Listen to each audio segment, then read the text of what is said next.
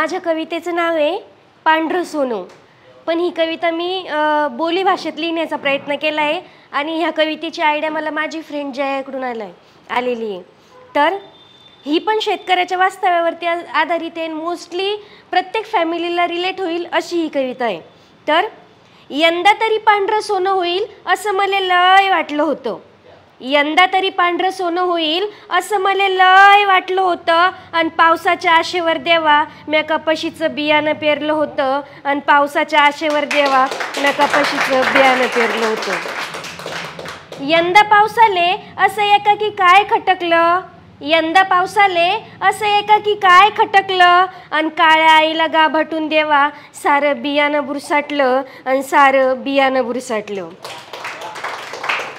यंदा महाबाप म्हणे पोरीचे लग्न करतो म्हणलं. आणि तिच्या लग्नासाठी म्या सावकाराकडे कर्ज काढलं. तिच्या लग्नासाठी म्या सावकाराकडे कर्ज काढलं. यंदा निसर्ग राजाले असं एकाकी काय खटकलं. यंदा निसर्ग राजाले असं एकाकी काय खटकलं. आणि काळ्या आईला गाभाटून देवा सारं बियाणं बुरसाटलं. देवा सारं बियाणं बुरसाटलं.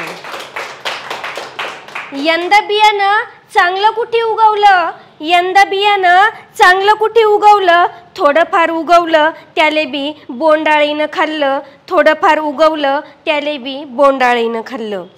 यंदा महाबाप म्हणे पोरी सोन्याला आवताच्या पाळ्या देतो म्हटलं. थोडंफार झालं तर त्या सावकाराचं कर्ज म्या फेडतो. थोडंफार झालं तर त्या सावकाराचं कर्ज म्या फेडतो. मग 4-5 क्विंटल झाला.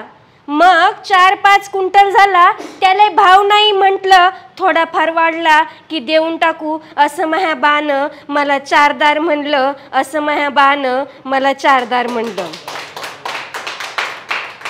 भाववाढीच्या आशेनं देवा म्या घरात कोंबून ठेवलं. आणि आमच्या अंगाला देवा पिसांनी लईच रवेडलं. आमच्या अंगाला देवा पिसांनी लईच रवेडलं.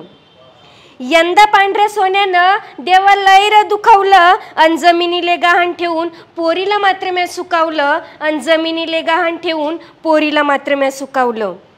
आता माझ्या मायले हे समद सहन होत नव्हतं. आता माझ्या मायले हे समद सहन होत नव्हतं. आणि पोरीच्या सुखासाठी तिनं बी कागदावर अंगुठा मारतो म्हणलं. आणि पोरीच्या सुखासाठी तिनं बी कागदावर अंगुठा मारतो म्हणलं. आता माझ्या बानं एक श्वास मोकळा केला. आता माझ्या बानं एक श्वास मोकळा केला. आणि कर्जाचा डोंगर पाहून देवा माझ्या मायले बी माळ्यावर घेऊन गेला. आणि कर्जाचा डोंगर पाहून देवा माझ्या मायले बी माळ्यावर घेऊन गेला. हे समद बघ म्हणे समदरान कसं भारी दिसतं ग. बघ म्हणे समदरान कसं भारी दिसतं ग.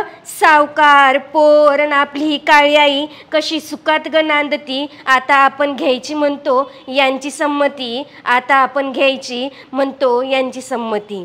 हे समद ऐकून देवा माझ्या माईनं अंग तिचं रे सोडलं. आणि कर्जाचा डोंगर पाहून फवाऱ्याच्या शिशीचं झाकण असं कसं रे त्यांना खोललं. असं कसं रे त्यांना खोललं.